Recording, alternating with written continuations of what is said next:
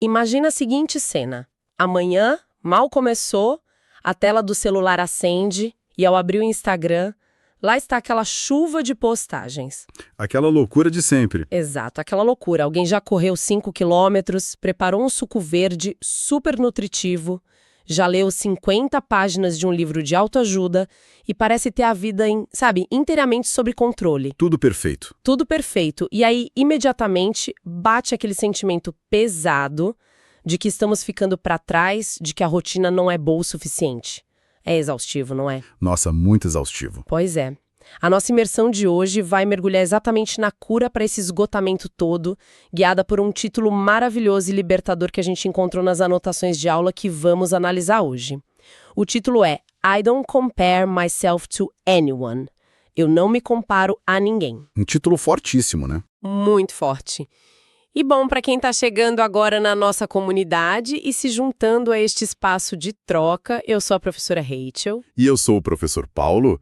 E olha, é um imenso prazer receber quem está nos escutando para mais uma jornada que mistura o aprendizado de um novo idioma com o mais puro autoconhecimento, né? Com certeza. Hoje, só para situar todo mundo, é dia 16 de abril de 2026 e o nosso foco hoje é destrinchar o conteúdo riquíssimo do English Conversations Course. Maravilhoso. Especificamente, a gente vai olhar as anotações do nosso grupo T262, que está, assim, brilhando e consolidando o nível A2 do quadro comum europeu. Estão voando, gente, estão voando. E para quem já acompanha a nossa jornada, já sabe que aqui na Academia BSB Cursos Inteligentes, a nossa missão vai muito além de decorar a regra de gramática. Ah, muito além. O nosso propósito diário é mesmo democratizar o ensino de inglês para mulheres adultas, independentemente de onde elas estejam.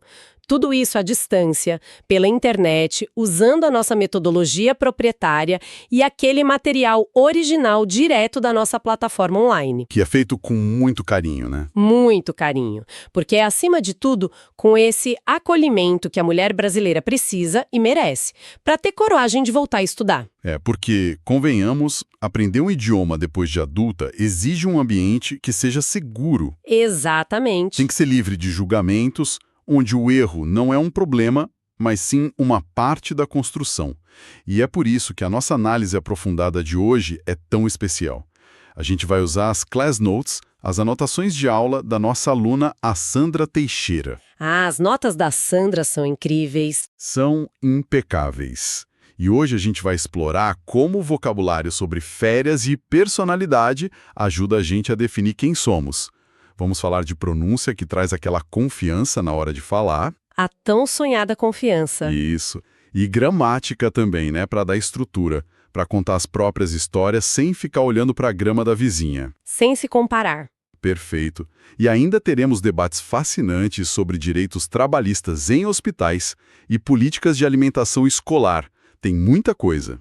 É uma pauta super densa, mas que nós vamos descomplicar passo a passo juntas com quem está ouvindo. E pensando nessa construção da nossa identidade no inglês, o melhor ponto de partida sempre é o vocabulário. Com certeza. Olha, a lista das notas de hoje, ela traz um verdadeiro arsenal de palavras.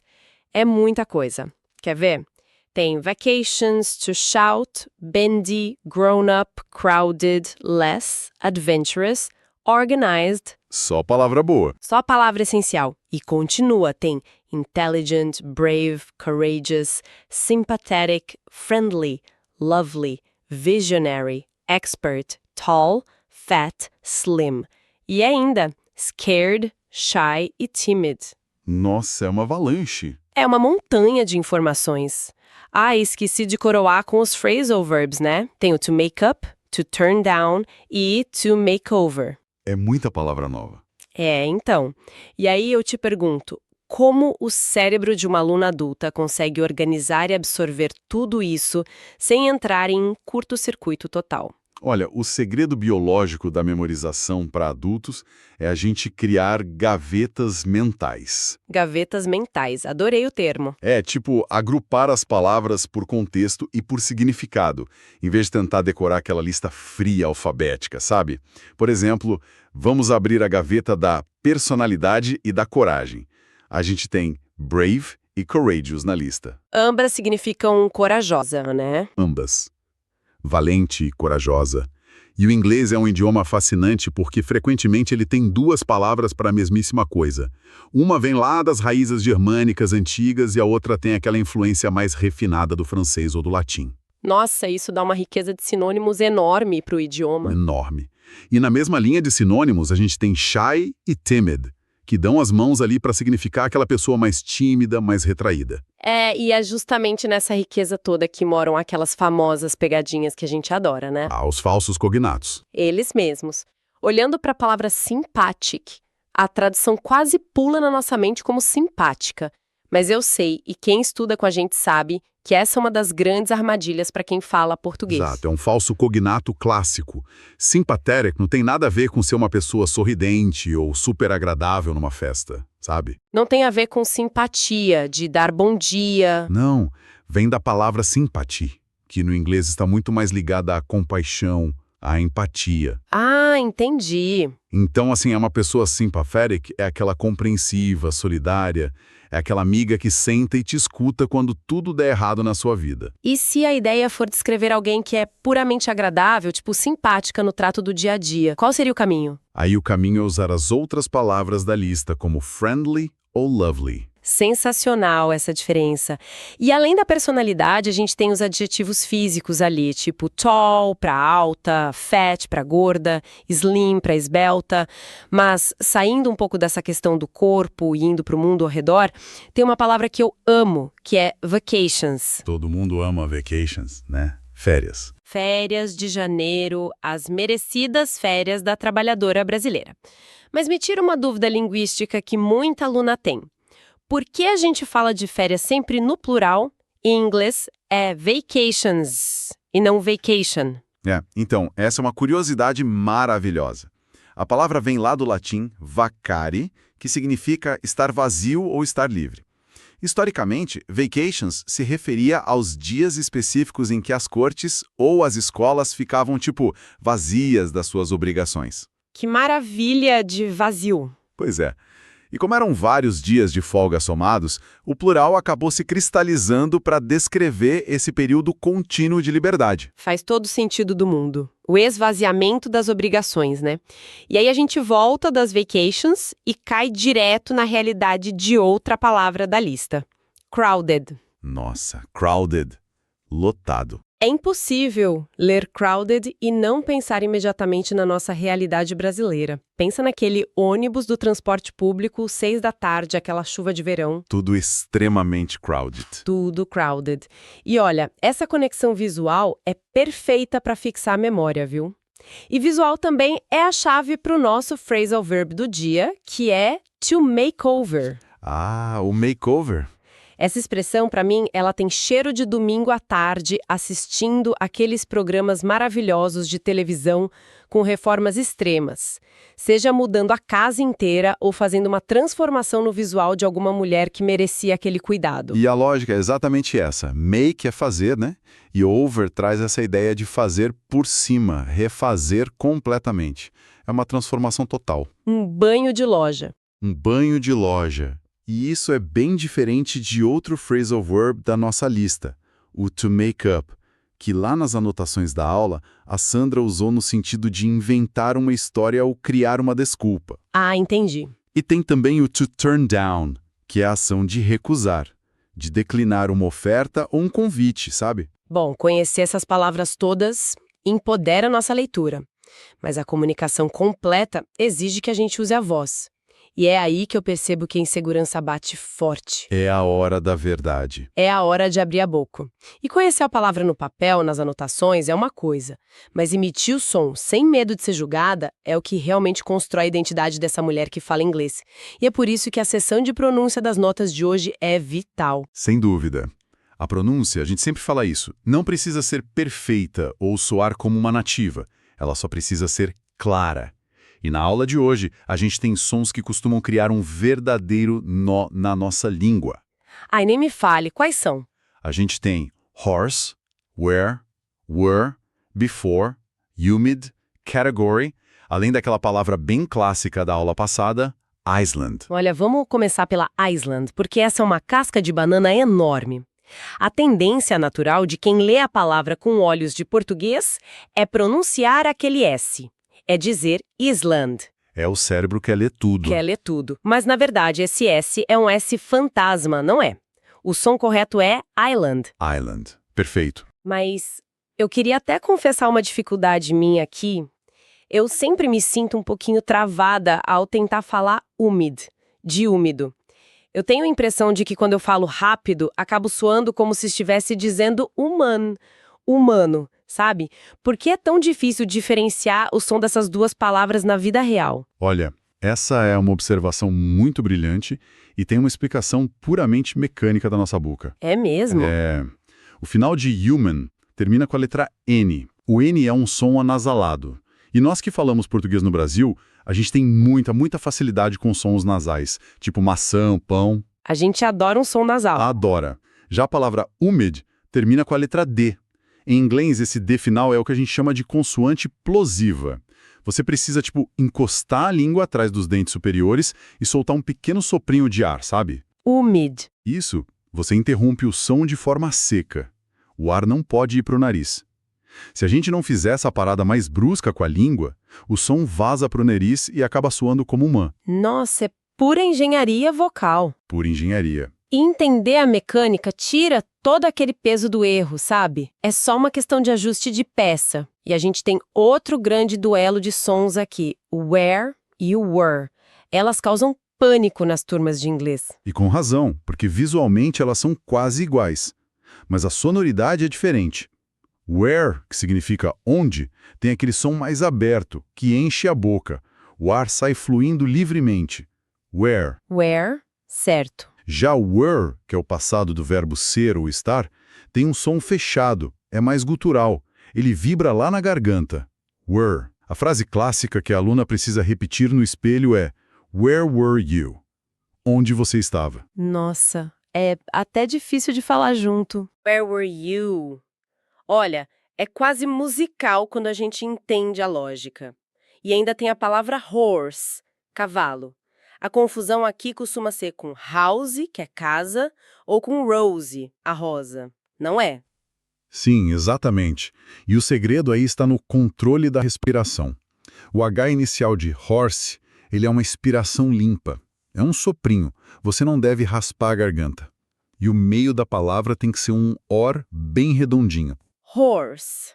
Isso. Se a boca relaxar demais no meio da palavra, acaba virando casa, house, ou rosa, rose. A clareza vem mesmo de você articular os lábios com intenção. Articular com intenção, nossa, essa frase é libertadora. Porque o medo de pronunciar errado muitas vezes vem justamente daquela pressão de tentar ser perfeito o tempo inteiro, né? De se comparar com os outros. A eterna comparação. Pois é. O que me leva direto de volta àquela nossa reflexão do começo do programa. Sobre a vizinha das 5 da manhã que já fez crossfit e tomou suco verde. A gente até ri disso. Mas aquela vizinha idealizada, ela mora dentro da nossa cabeça. E ela julga a gente. E julga muito. Ela representa aquela vozinha que diz assim: olha, não fala inglês agora não, sua pronúncia não está igual àquela atriz de Hollywood. É uma comparação tão cruel que acaba travando o nosso processo de aprendizagem. A comparação é realmente a ladra da alegria e da fluência. Totalmente. Mas olha só, vamos dar uma pequena pausa comercial rapidinho. Aproveita para acessar o site da Academia BSB e fazer os downloads dos nossos materiais, que são focados exclusivamente no aprendizado para o público adulto, tá? A gente volta num piscar de olhos. Pausa comercial. E estamos de volta com a nossa imersão de hoje. E falando daquela pressão e daquela vizinha imaginária perfeita, isso me lembrou de uma história super engraçada. Conta aí. Sabe quando a gente coloca o despertador para 6 da manhã, decidida a ser a pessoa fitness do bairro? Aí você acorda, olha pela janela chovendo, aquele ventinho frio. A pior sensação. E lá vai a vizinha toda trabalhada no neon, correndo. A gente se compara na hora e pensa, eu sou um fracasso. Mas a verdade é que a coitada da vizinha só estava correndo porque perdeu o ônibus. Ela nem queria estar ali. A grama do vizinho sempre parece mais verde, até você pisar nela e ver que é sintética, né? É sintética. E é por isso que o título das notas de aulas de hoje é tão perfeito. I don't compare myself to anyone. Para quem acabou de sintonizar, a gente já passou por um vocabulário incrível sobre personalidade e férias e mergulhamos fundo nos macetes de pronúncia de palavras como where, were, humid e horse. Isso mesmo. E agora a gente vai usar tudo isso na prática. Afinal, saber fofocar ou desabafar sobre um problema em inglês é o maior atestado de que a fluência chegou, minha gente. Com certeza. E nas anotações da seção de expressões idiomáticas, a gente tem frases prontas para fofoca. Oba! A gente tem os verbos que vimos, to make up, to turn down e to make over. E tem frases fortes tipo it's our right, que é o nosso direito, e better working conditions, melhores condições de trabalho. Olha, isso aí pede uma encenação rápida, não acha? Porque o contexto é que dá vida para essas palavras. Bora! Vamos imaginar o cenário, então. Duas amigas brasileiras exaustas, tomando aquele cafezinho no final do expediente, e uma delas tem um babado fortíssimo para contar sobre uma vaga de emprego. Ação. Amiga, a vizinha do CrossFit que lute, mas eu precisava te contar. Sabe aquela proposta de emprego no escritório chique do centro? Eu dei um turn down neles. Mentira! Não acredito. Você deu um turn down numa proposta daquelas? Mas, mulher, o salário não era ótimo? Menina, o dinheiro era bom, eu não vou mentir. Mas a carga horária, olha, era desumana. Eu cheguei na entrevista e disse que eu exigia better working conditions. Melhores condições de trabalho. Porque afinal, né, a gente tem que ter vida além do escritório, it's alright. Ah, você está cobertíssima de razão. It's our right. O nosso bem-estar não tem preço, não. Mas vem cá, como você se livrou da pressão dos chefes lá na hora? Ah, eu confesso que dei uma de atriz, né? Eu fiz um make-up de uma história, eu inventei. Falei que ia precisar me mudar de estado por motivos familiares.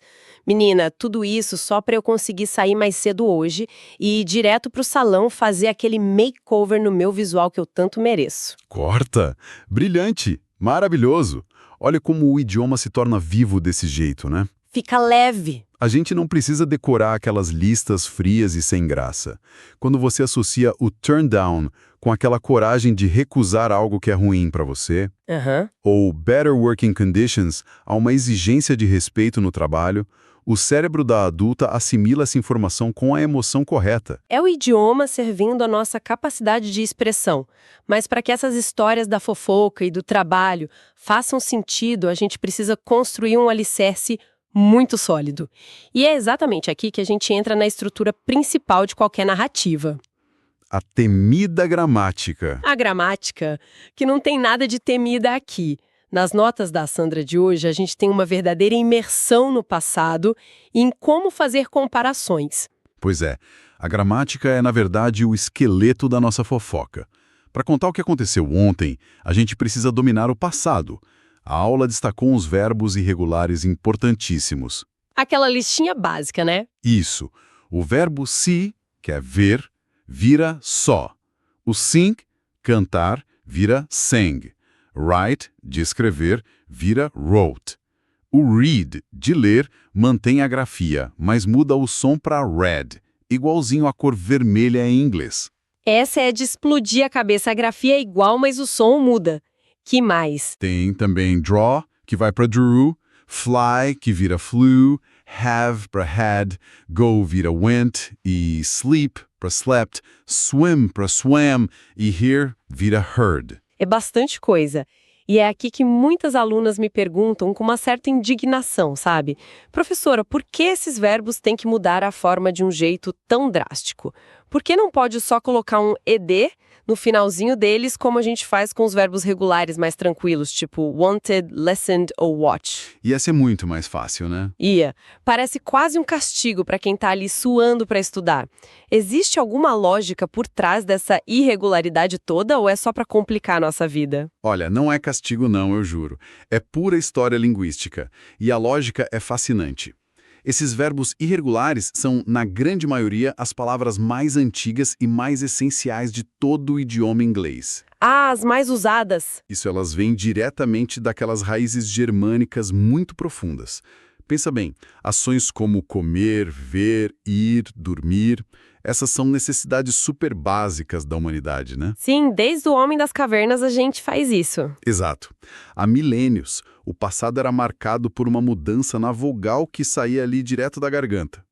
Então, quando a regra de colocar o ED foi inventada muito tempo depois, para tentar facilitar e padronizar as palavras mais novas que iam surgindo. Sei. Esses verbos mais antigos já estavam mas tão enraizados no uso diário da população comum, que as pessoas simplesmente se recusaram a mudar o jeito de falar. Que rebeldia maravilhosa. Foi uma resistência do povo mesmo. A irregularidade deles é um atestado de sobrevivência histórica da língua falada. Nossa, ouvir isso muda tudo. Deixa de ser uma regrinha gramatical chata e passa a ser quase uma viagem no tempo.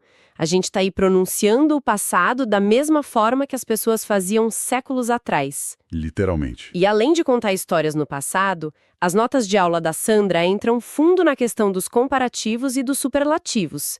Isso está lá nas unidades 76, 77 e 79 do nosso material. Uma parte muito importante. Muito. E aqui a gente tem outro embate lógico, porque para dizer que algo é maior, a aluna brasileira iniciante, ela naturalmente pensa em português.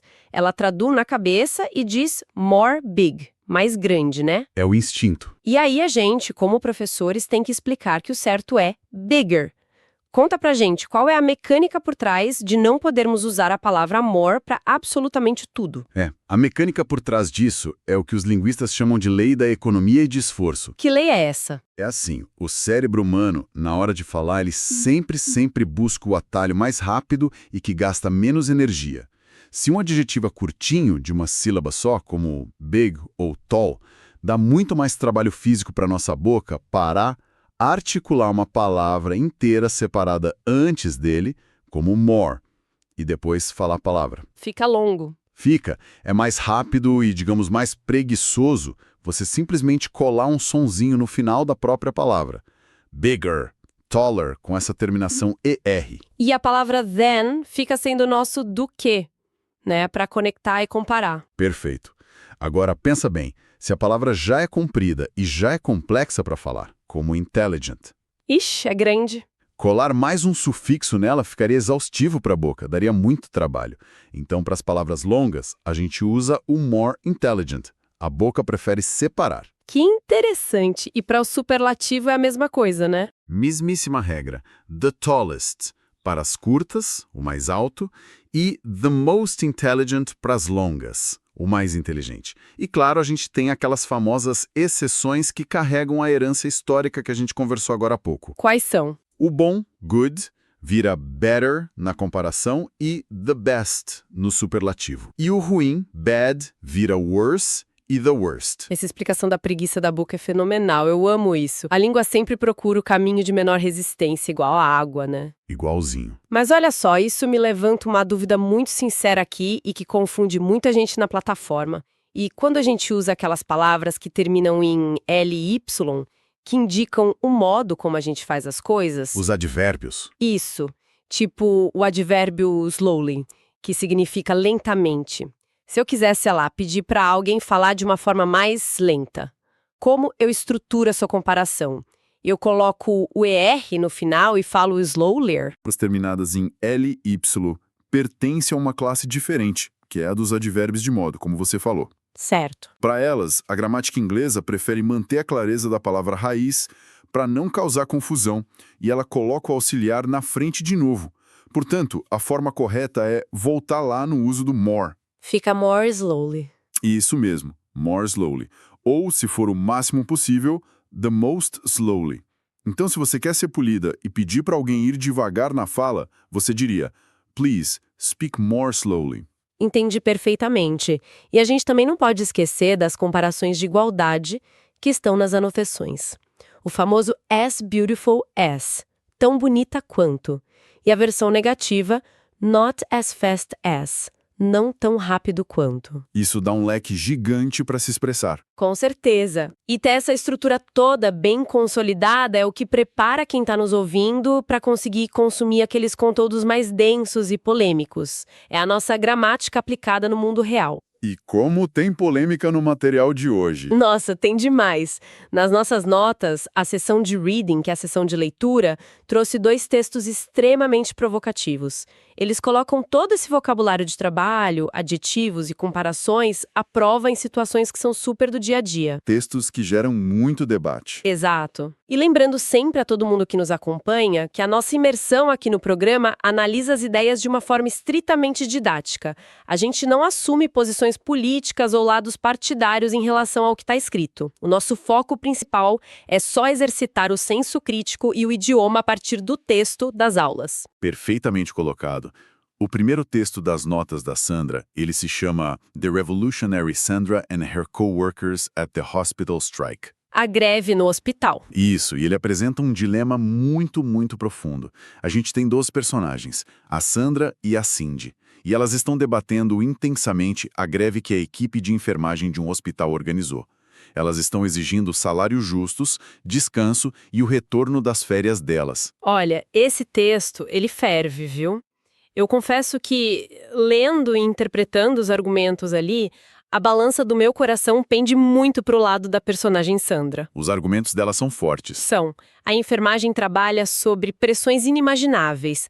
Você cuidar de vidas humanas, lidando com jornadas de plantão duplas e sem o repouso correto é tipo a receita certeira para um colapso físico e mental do profissional de saúde. É uma situação crítica. Total. Reivindicar better working conditions não é um capricho delas. É uma questão de dignidade humana muito básica. Se a base do hospital adoecer, o serviço simplesmente deixa de existir. O paciente fica sem nada. Não, a argumentação da Sandra no texto é inegavelmente forte, muito bem estruturada. Mas o texto de estudo também traz a visão da colega, a Cindy, e ela levanta uma questão ética que trava a nossa garganta. O lado dela também pesa. Pesa muito, porque a Cindy questiona o seguinte: se nós cruzarmos os braços e pararmos agora, quem é que vai administrar o medicamento? Quem é que vai monitorar os sinais vitais do paciente lá na UTI? Uma greve na área da saúde não é como paralisar a produção numa fábrica de sapatos. Ela paralisa o cuidado direto com a vida humana em risco. É um peso gigante nas costas delas. Exato. O embate no texto é justamente como a sociedade encontra esse meio termo, sabe? Entre o direito que é inalienável do trabalhador e aquele juramento sagrado de não abandonar o paciente. E, voltando para a matéria, o uso dos comparativos no texto original em inglês mostra bem essa tensão. Tem uma hora que elas dizem que a situação está se tornando worse, cada vez pior, exigindo uma solução urgente. É o impasse moral de altíssimo nível. Faz a gente pensar muito. E sabe, o segundo texto de leitura das Class Notes não fica atrás em nível de debate, não. Ah, o segundo é ótimo. O título é Should School Lunch Be Free? E ele explora a crise de obesidade infantil e as políticas que controlam os refeitórios escolares lá nos Estados Unidos. Eles dão um foco grande numa lei específica, né? Isso mesmo. O foco é no Healthy Hunger Free Kids Act, que foi assinado em 2010. Essa lei exigiu que as escolas substituíssem carnes gordurosas e processadas por hambúrgueres de peru e opções mais saudáveis, além de uma redução drástica de sódio na merenda. Uma mudança gigante no cardápio. Gigante. E lendo isso, eu volto a defender a intervenção que o material descreve. Porque a escola é o ambiente em que as crianças passam a maior parte do dia delas. O Estado, a meu ver, tem a obrigação moral e até logística de implementar um padrão mínimo de saúde. Sim, faz sentido. Você precisa forçar essa mudança através do ambiente escolar, porque o ambiente é o que molda o indivíduo desde pequeno. O texto do nosso material realmente defende e mostra que esse ambiente saudável é algo necessário. Porém, ele abre espaço e apresenta um questionamento cultural que é muito mais espinhoso. Qual? O texto se pergunta: será que o Estado tem realmente o poder de legislar sobre o paladar de uma pessoa? Difícil, hein? Porque, olha, de que adianta a escola seguir essa lei de 2010, servir o hambúrguer de peru perfeitinho e os legumes frescos na bandeja, se o hábito lá dentro da casa da criança é completamente diferente? A literatura e os dados que o texto traz mostram que muitas dessas refeições saudáveis, no começo, iam parar direto na lata do lixo. Desperdício total. Total. Porque aquela criança já tinha sido ensinada culturalmente a buscar o açúcar, a buscar o superprocessado nos finais de semana na rotina com a família. Então o material faz a gente refletir até onde vai a eficácia de uma lei, quando a responsabilidade cultural primária e educação alimentar residem ali nos pais e na comunidade. Que ponto maravilhoso de se debater. E é fenomenal a gente poder ler isso no material de inglês e conseguir absorver essas nuances sociológicas complexas num idioma que a gente está aprendendo. É a fluência acontecendo. Exatamente. E é justamente essa habilidade de conseguir interpretar o mundo que inspira e nos empurra para a próxima etapa da aula, a etapa de writing, a escrita. Fundamental. Porque a leitura, ela abastece o pensamento, para que a gente possa sentar e escrever as nossas próprias reflexões usando o vocabulário e a gramática que a gente acabou de ver. O grande objetivo desse exercício lá nas notas de aula era usar justamente os comparativos e os superlativos, só que agora para descrever as mudanças na nossa própria vida pessoal. E a nossa aluna Sandra Teixeira simplesmente brilhou na execução dessa tarefa. Ela foi maravilhosa. No seu primeiro rascunho, o que a gente chama de first draft, ela estruturou a seguinte reflexão pessoal. Acompanhe comigo. I was happy in Unai, mas I am happier living in Brasília. Today I am richer than in the past. I won't be as beautiful as today because I will be older. Lindo! Vamos trazer o significado disso para o português para quem está escutando a gente agora? Por favor. O texto diz o seguinte: eu era feliz em Unai, mas sou mais feliz morando em Brasília. Hoje eu sou mais rica do que eu era no passado. Eu não serei tão bonita quanto eu sou hoje porque estarei mais velha. Gente, gramaticalmente falando, esse rascunho da Sandra é um sucesso absoluto. Ah, sem dúvida nenhuma. Ela usou direitinho o comparativo de adjetivos curtos lá em happier, que é mais feliz, e richer, mais rica. E ainda aplicou com uma perfeição incrível a estrutura de igualdade na frase negativa, o not as beautiful as. A base da gramática dela está perfeitamente pavimentada. A estrutura está corretíssima, Sandra foi muito bem. Mas a magia da reescrita, que é aquele processo de receber o feedback do professor no second draft, no segundo rascunho, o objetivo ali é elevar o pensamento dela para o próximo nível. Dá aquela polida no diamante. Isso.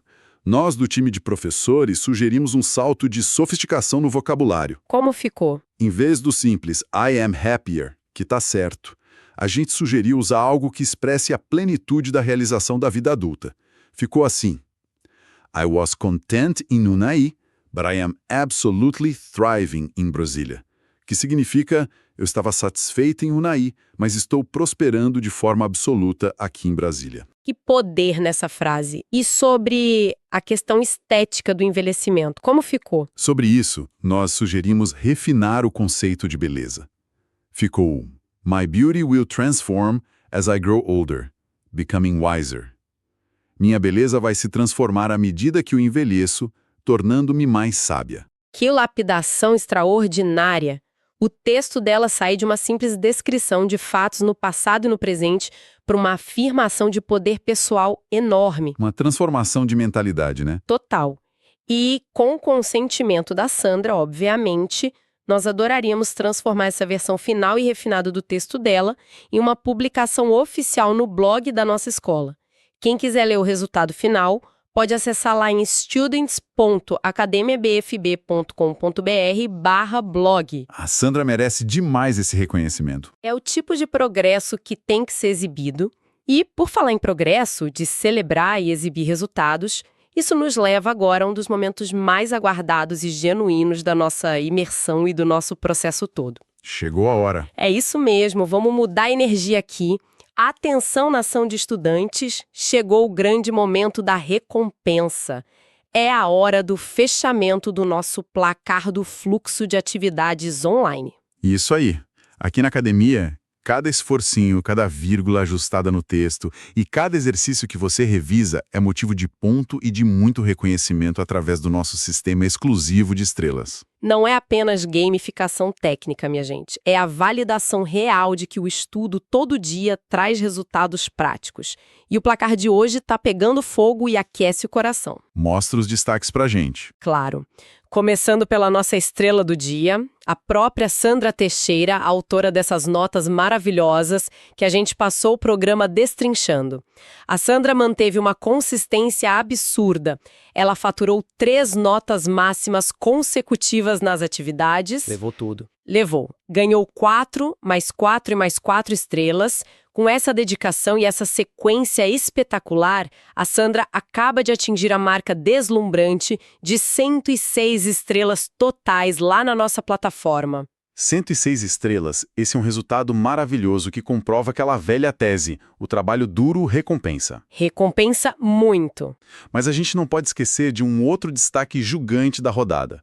A gente precisa reconhecer a resiliência esportiva do nosso aluno, o Alan. O que aconteceu com o Alan? Olha, o processo de aprendizagem, para a gente que é adulto, ele é cheio de altos e baixos, como se fosse um campeonato longo.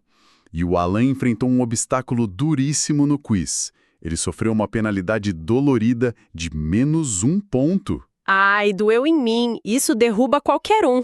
Dá vontade de fechar o computador e desistir. Mas ele fez exatamente o caminho oposto. O Alan teve espírito de atleta de ponta. Ele voltou para a concentração do material, revisou todos os conceitos que tinha errado, completou atividades novas pontuando notas altíssimas de 3 e 4 estrelas. Ele não só recuperou o prejuízo da penalidade, como escalou a tabela e bateu no peito, alcançando as 70 estrelas no placar total. Alan, você é um gigante. Que virada de jogo espetacular. Essa capacidade de se reerguer diante do erro é o que separa quem tenta de quem alcança a verdadeira fluência. É o que faz o campeão. Tem a equipe de professores brilhando também. O teacher Marcelo não ficou só no banco passando tática. Ele entrou em campo, mergulhou nos conteúdos da plataforma e acumulou nada mais, nada menos que 142 estrelas. O Marcelo está imparável. E isso é legal porque prova que dentro da nossa comunidade o aprendizado não tem linha de chegada. Seja o professor ou o aluno novato. Todos estão no mesmo fluxo, evoluindo e subindo na tabela juntos. É uma dinâmica maravilhosa. Ufa, é contagiante demais. Mas olha, chegando agora ao fim dessa nossa análise profunda e vibrante sobre as anotações dessa semana, eu confesso que eu não consigo parar de pensar naquele título lá do comecinho. Título da aula da Sandra. Aquele que foi o fio condutor de toda a nossa conversa hoje. O I don't compare myself to anyone. Eu não me comparo a ninguém. É algo para se levar para a vida. Pois é, porque a gente passou quase o programa inteirinho mergulhado na gramática e nas palavras que são feitas para comparações. Mais alto, mais rico, melhor, pior. Existe uma certa ironia nisso tudo. Como assim? Porque o idioma, a língua, ela nos dá todas as ferramentas necessárias para fazer comparações com os outros, e o mundo lá fora, principalmente agora com as telas e as redes sociais, ele empurra as mulheres o tempo todo, mas o tempo todo mesmo, para uma roda viva muito cruel. Uma roda de ver quem chegou primeiro, quem tem o sucesso idealizado, quem é a mais bonita. E quando a Sandra batiza o estudo dela com essa frase, é um tremendo ato de libertação. É um grito de independência. Focar no seu próprio progresso, olhar ali para a plataforma e celebrar suas próprias estrelinhas, essa é a verdadeira revolução diária. A única comparação que a gente deveria fazer, a única que importa é: eu estou conseguindo hoje articular meus pensamentos de forma melhor e mais clara do que eu conseguia ontem? Só importa você com você mesma. Olha, eu acho que essa reflexão é o auge da maturidade intelectual de uma aluna.